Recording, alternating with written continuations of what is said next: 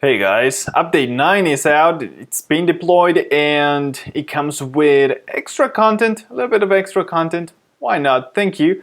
And also several fixes, we'll quickly go over them, and 2 important changes, which I do want to talk about. So let's go over them. First, the attraction set is available to everyone, and that includes 5 attractions. The giant garden gnome, the Dolly the dinosaur, Larry the llama, Maxis Man statue, and the world's largest ball of twine. So let's check out those attractions. So yeah, they're in culture, in city specialization, but you'll see there's a new tab for them. And yep, this is indeed the world's largest ball of twine. This is worth checking out. By the way, I'm using a sandbox city. I didn't want to mess it up with my existing ones. I want to see when I get to say, dude, this is a perfect spot for the world's largest ball of twine. This is good. This is the Sims humor that I I haven't been missing that much. They sort of kept it up. All right, point is, it's fun. Where would you put that, really? Sorry, I don't mean to turn this into a let's play, but that's usually how it goes. All right, there we go. We got the world's largest. I can't believe it. All right, and it's a low tourist attraction. Doesn't talk about wealth. Costs 1,500, 150 an hour. Actually, they're all like that, and they're all low touristic attractions. So let's put more of them. Larry the large llama. What, buddy? That's a big llama. Herds of Sims from all over the city will gather to gaze in wonder at everyone's favorite camelid. Indeed, because llamas are awesome. Don't forget. All right, so this is a llama spot right here. There we go. Oh my god! Oh my god!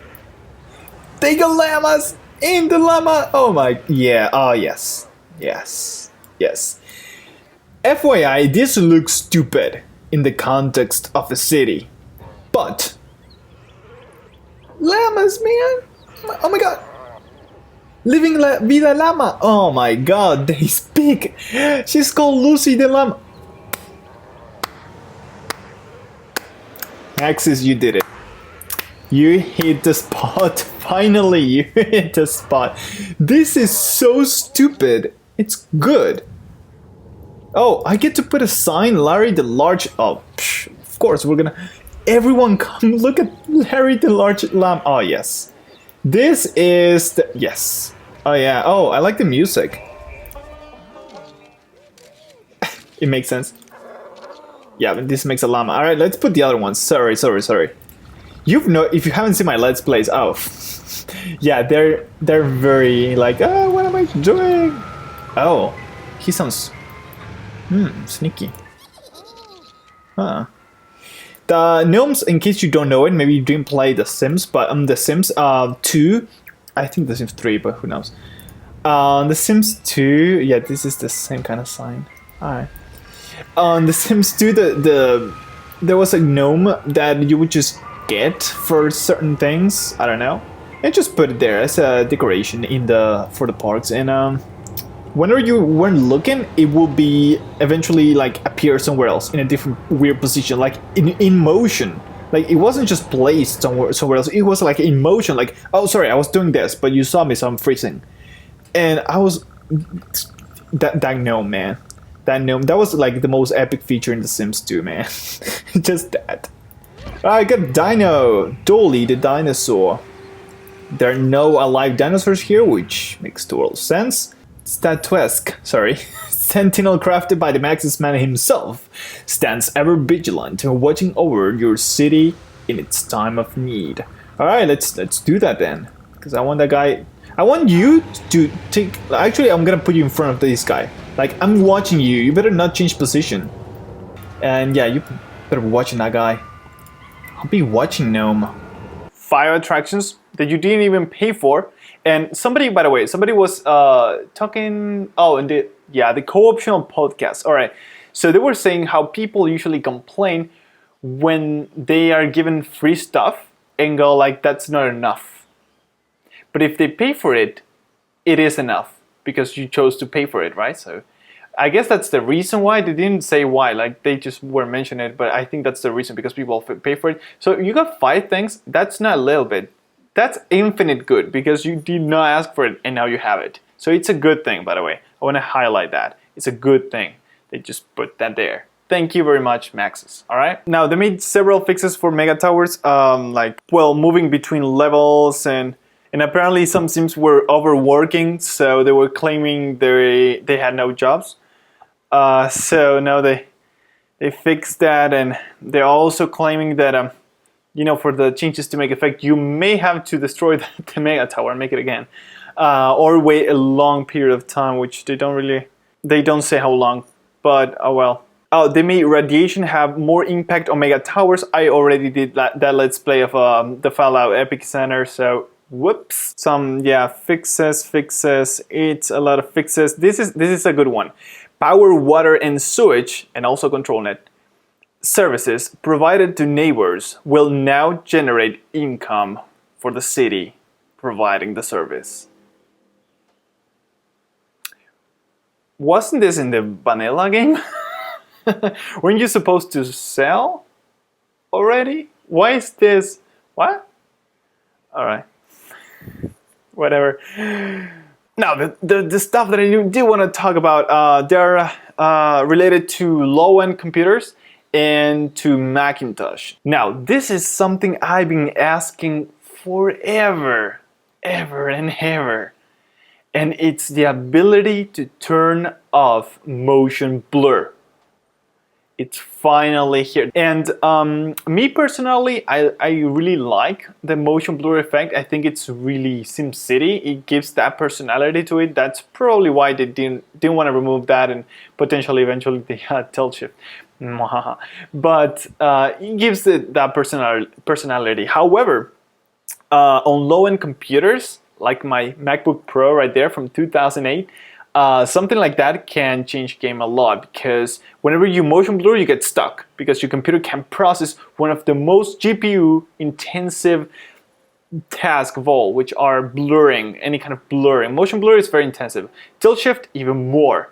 So it's great they're letting you to finally take one of those out. If you saw my performance guide, which is a video comparing all the settings and so on, you'll see that stuff like tilt shift, intensity maybe, or quality, and how do you call this? Well, the motion blur are tied into the lighting bar, which is silly, because, well, it makes it easy to configure the game, but also it's very hard to get the most out of your computer, just because they put that really expensive setting at the low setting or at the medium setting of lighting, so you get blurring and all that. Now you can at least turn that thing off. You know, especially if you get either sick by, like, many people get motion sick by it, or you just don't have a low-end computer. And I actually have a footage right here. This is on the Mac version of SimCity running on my computer, which runs really slow on the Mac, but you can kind of see a difference, like without the motion blur, how it looks, you know, and then going to motion blur, it changes a little bit, it lags a little bit more. So if you have a lower end computer, that is great. That is great. Now, some updates for the Mac, some fixes and so on. I don't know. So that is great. Well, this is interesting actually. What they did is basically enable you to use the multi-touch trackpad and mouse, you know, the magic mouse, to use gestures, especially on the trackpad. So you can use pinch and to zoom in and out, and then use the 2 fingers to pan around, like scrolling, like the 360 scrolling we're used to in the Mac, kinda, and stuff like that. And if you have one of these, well, you just get to do the scrolling basically. Now I made this video. Actually, this shows how badly implemented. I'm sad that it's badly implemented, but it's badly implemented. Well, one of the things you'll notice is that it doesn't really do much. It takes a long time to move around the camera. I know the city size is small, yeah, we can keep talking about that, but it's not that small. I mean, come on, guys. And if you try to just slide like you would expect it to do, with inertia, it won't do it. It does not come with inertia. And you know, if you have an iPhone, an iPad, I mean, everything that you do comes with inertia. So you can do this, right? And this behaves as you would expect. It would like have inertia, it will keep going even if you're not doing anything anymore. See? So that makes it easy to serve long content very easily. You see, you can just keep on doing this, but no, not on SimCity. So it's actually quite pointless.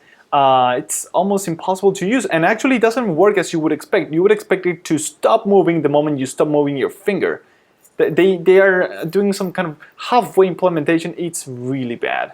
And that's one thing. And the other thing is that it does not use natural scrolling. See, if you wanted to go to that house over there, see, you would expect the camera to go this direction, right? Now, if you use your finger, you would want to go from the top right to the bottom left to do this motion, right?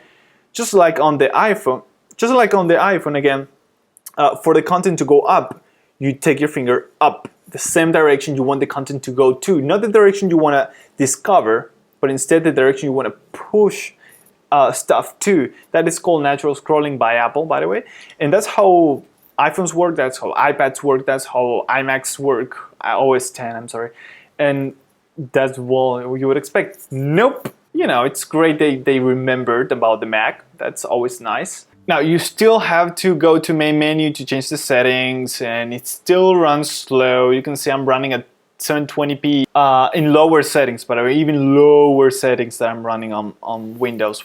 Same computer, by the way. So, you know, it's still, yeah, that. But hey, the multi-touch thing doesn't work. I'm sorry, I don't mean to be mean. It doesn't. Just use it, man. If you used it, you would know it's not implemented even. It's just you're barely plugging wires. That's all.